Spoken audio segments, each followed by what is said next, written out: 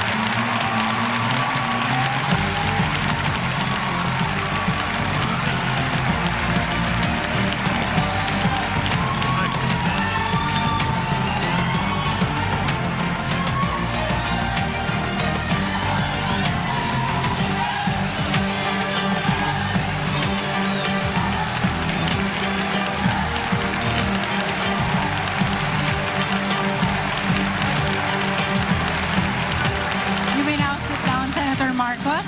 Thank you. Good evening. Good evening. May we request the audience to please sit down so we can start the program. I brought all my relatives.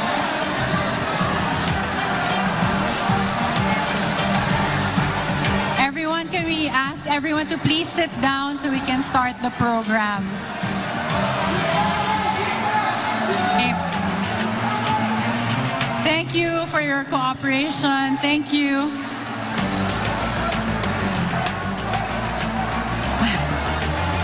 Okay. Senator Marcos, you have the floor, and the panelists will be asking you questions. Thank you. Thank you.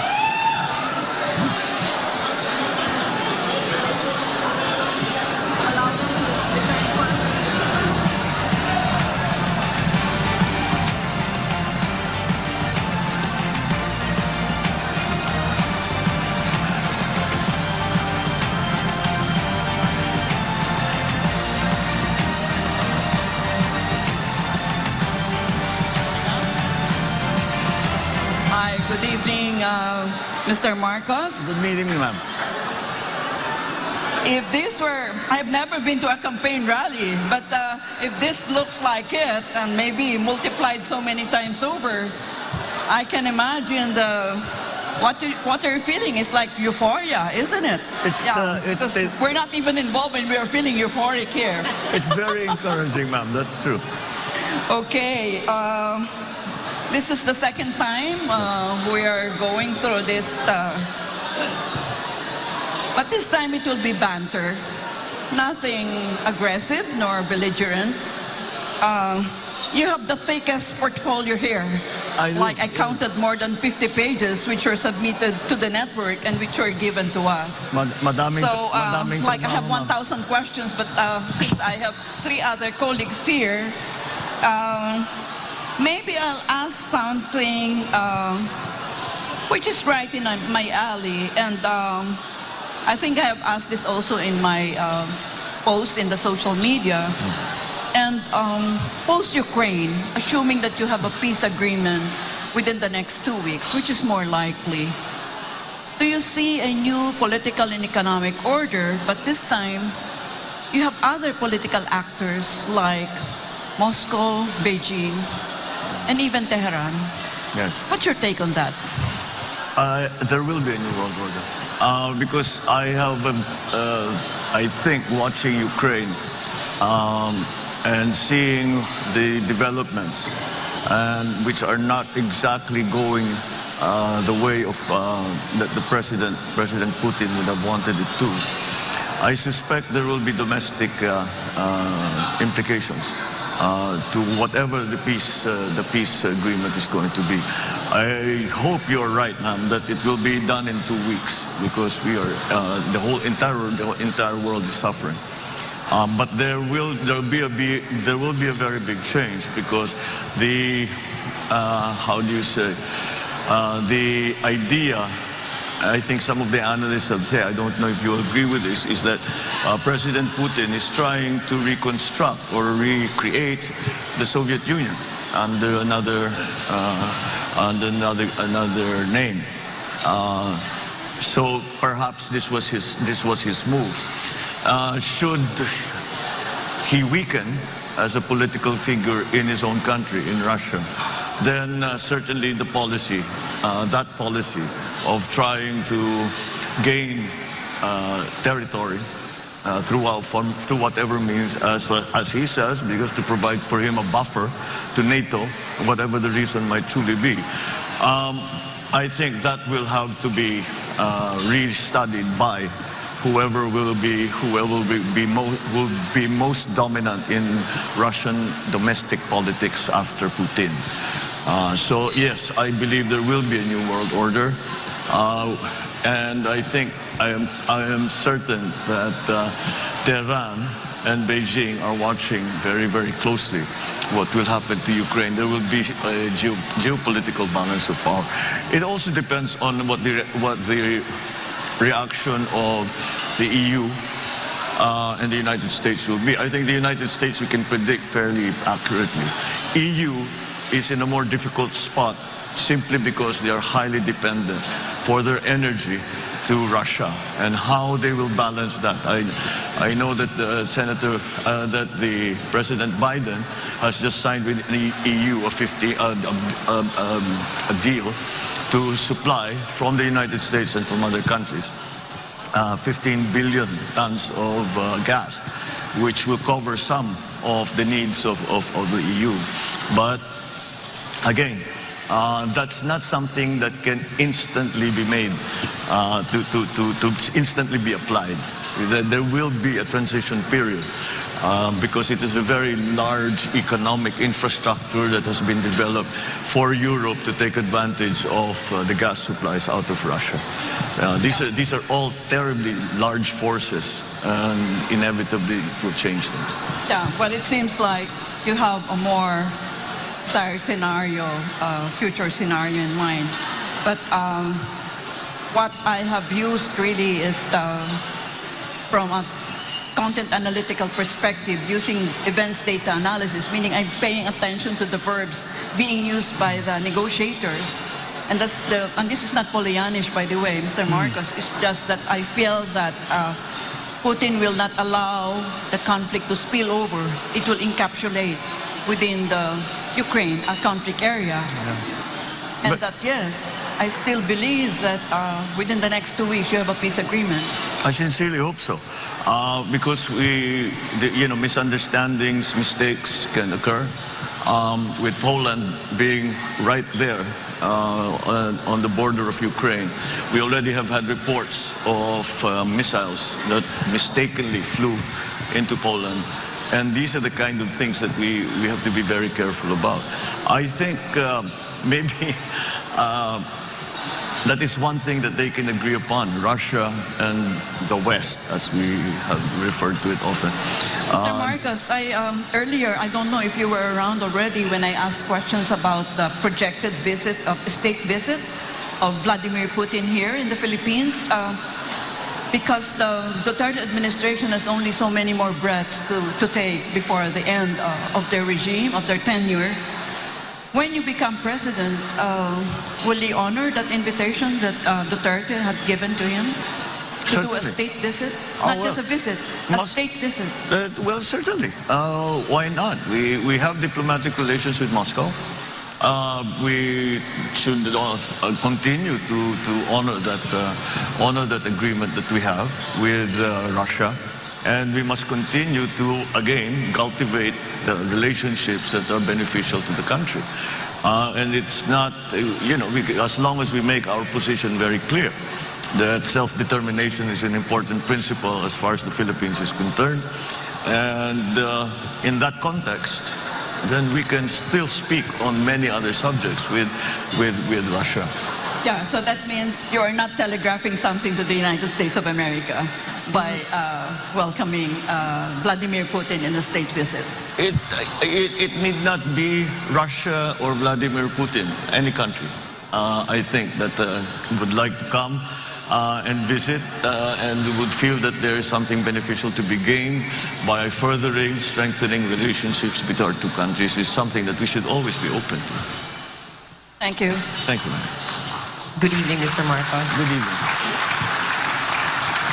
Ang tanong ko po ay ito, ang nabanggit niyo po ang phrase na New World Order na sa tingin niyo ay maaaring mangyari pagkatapos ng peace treaty between Ukraine and Russia. And you see that the world will be restructured around a new framework or a new geopolitical order. So my question is this, I hope that you realize the burden or the special task that you have as a future chief architect of our foreign policy. Because in the past drawing of world orders, the Philippines never played a role in determining its position in that world order. For example, between the wars of Spain and the United States. It's the United States that defined our position in that new world order. When the United Nations was instituted after post-World War II, we were still at the coattails of the United States.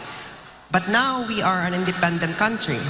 So my question is, when this new world order that you think could happen after a peace treaty gets concluded between Ukraine and Russia, how will you position our country in this new geopolitical order? It very clearly will depend on what the exit strategy will be for the West, for EU, and for Putin in the peace agreement that we hope they will sign. What the nature of that agreement will be. Will it be status quo? The forces that are in Ukraine, the Russian forces that are, and Belarusian forces that are already in Ukraine, will they just stay where they are, status quo? Will they be told to withdraw? I only say that because it is very important to Putin's position domestically.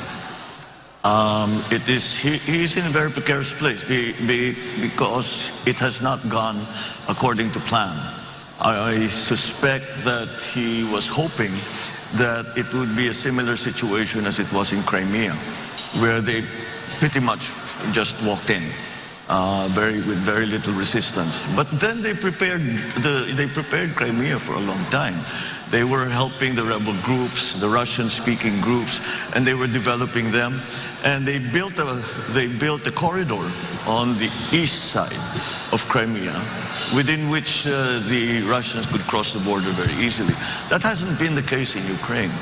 And so, depending on how it is viewed, the peace treaty that we hope will come, it depends on how it is viewed by the local domestic political scenarios in Russia itself. That, whatever the reaction will be to Putin, will fix one of the variables in the geopolitical new world order. So we still have to wait to see what happens. I'm sure China is waiting with bated breath to see what's going to happen here. Tehran, I'm sure, as the professor mentioned, is clearly a player in this regard. And in the Middle East now, so far it has not affected the Middle East in any way so far. But maybe if it works out for Russia, if it works out for Vladimir Putin, China might be emboldened to make their own moves. Tehran might be emboldened to make their own moves. On the other hand, if it is very much a rejection of the idea of Putin of taking over a country, then perhaps that will also influence their thinking as to what can and cannot be done for their own interests. So yes, I don't think we can predict very closely, because we cannot. I hope to be as optimistic as the professor, but I don't see it happening in 2 weeks, to be perfectly honest. I hope it is. I hope it does, because the economic effects on every single person in the world has been enormous. And it is going to be enormous for a good long while. It's not going to go away anytime soon. Sir, since we have a mutual defense treaty with the United States, that would affect, I'm sure that would play a role in how, our country would position ourselves in this new geopolitical world order. So my question is, to what extent will you allow the United States influence your actual decision-making in how you're going to craft the future foreign policy of the Philippines when that new world order has already taken shape? Well, we have a very special relationship with the United States, and it's something that we have had and developed over 100 years, starting from being essentially a colony to a very strong partner here in this, especially in this part of the world, in the region. And that, I think, has been a good thing for both countries, both for the United States and for the Philippines. And that I think we can still depend on that. But the scenario that you spoke about, where we historically have always been with the United States, is still, I think, a carryover, a hangover of the Cold War. And we discussed it a little bit the last time. And I don't think the geopolitics of today are the same. And we now have to tread that very fine line to make sure that it's the Philippines, it's the Philippine interests that are the primacy of Philippine interests in anything. Now, in geopolitics, especially, we have another superpower 600 kilometers from our coastline, China. That puts, again, the Philippines in quite a precarious position. We're lucky because we're important geopolitically, even just we're strategically. We are unlucky because we are important geopolitically, and we've become a bit of a hot potato when it comes to that. So we definitely have to consider what is best always for the Philippines. And how do we achieve that? With our existing partnerships, alliances, as they stand now, with what will be a new world order. Will it be a very big change? Will it be a small, slight change? Will it be a big change for Russia and a small change for everybody else? There are many moving parts to this thing, and it's not something that is easily definable. But I think once the peace agreement is made, we will study it very, very closely, and we will ask our best experts to determine what is the effect in these other countries. What is the effect to Tehran, to Iran? What's the effect? How does it change their thinking in Beijing? How does it change the thinking in Washington, D.C.? These are the big players. These are the people we have to deal with. So yes, it's not, I wish I could give you a categorical answer, but until we know exactly what that peace treaty will contain, it's very difficult, and to know what will happen after that in Russia. How will the power structure change? Will Putin be removed? Will he still maintain his position? All of these things are going to play a part in what it will look like after that peace agreement. Senator, good evening. With this as a backdrop, the discussion with Russia, Ukraine, I was wondering if you can pivot to domestic concerns, particularly your energy policy. Yeah. Because as you said, the conflict is being felt worldwide, and among the things that we are seeing are sky-high fuel prices. But how would you address this? what would be your policies, particularly with energy security, going beyond this issue? In the past week or so, since the war in Ukraine began, I have been espousing a policy of subsidizing all oil imports. Because the idea is that, yes, transport is the first sector that's going to be affected, but everyone will be affected. And therefore, if we are to support everyone, we have to subsidize all oil imports, in my view. However, I have been crunching the numbers. We can't do it. We cannot afford it. It's that simple. So we have to focus now. Maliwanag, yung mga transport group talagang naghihingalo dahil dito sa pagtaas ng presyo ng langis. Pero alam naman natin, pag tumaas ang presyo ng langis, sabay-sabay susunod na yung mga iba. So we have to focus in the sectors that will actually that will mitigate the effects of the oil price rise. Perhaps, well, there still exists the option of perhaps giving a tax holiday on the excise taxes to the oil for the oil imports. However, the pandemic is not over. We do not know what is going to happen next. When each time we thought tapos na, it came back. And I'm sure all of us after Christmas, after the Omicron hit at the end of January, sabi natin siguro baka tapos nito, baka wala na. But then we hear news now about Korea, about China, about Hong Kong, that they're locking down again. So we need those funds. Well, the government doesn't need the funds, people need the funds. And so we will still have to continue to collect as much as we can in preparation for any possible occurrence in terms of the pandemic.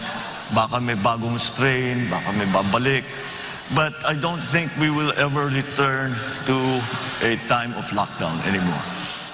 Senator, just before we go on the break, I was wondering if you can clarify your position on the oil price stabilization fund, because there's been some talk in social media to report, and I don't know if you are.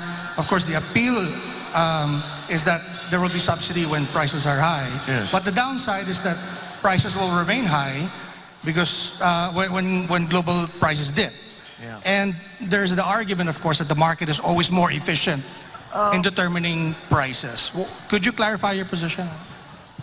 No, I think it is not to change the price of the oil. It's to change the rate of change. It is to try and mitigate the rate of change. So that, let's say, if the price increase is from Sunday to Monday, instead of increasing the full, let's say we're going to increase by, I don't know, 5 pesos, let's say. Instead of doing it all in one shot, we do it slowly because we have a stabilization fund. There is no way to bring the price of oil down from the Philippines. We are at the mercy of the oil producers. We in the Philippines, if I'm not mistaken, are 0.07% of the fossil fuel market, and therefore have very little influence on pricing. And we produce very little in terms of oil production. Malampaya is about, they say will dry up in the next 2 or 3 years. So yes, it is a very, very big problem. But the OPSF that I proposed is really to lessen the impact. And instead of making the impact instantaneous, we will try to make it happen over a longer time to give businessmen, consumers more time to adjust and to plan for the new regime of oil prices and oil products that would come to the Philippines. Senador, kung may time pa? We'll have to take a short break for now. Yes. It's okay. Sorry, Rolex. Yeah, unfortunately, I've become the symbol of the human time clock. But the panel will still have a lot of questions for you, Senator Marcos. Unfortunately, we have to interrupt for a short break. So to everyone watching, don't go away.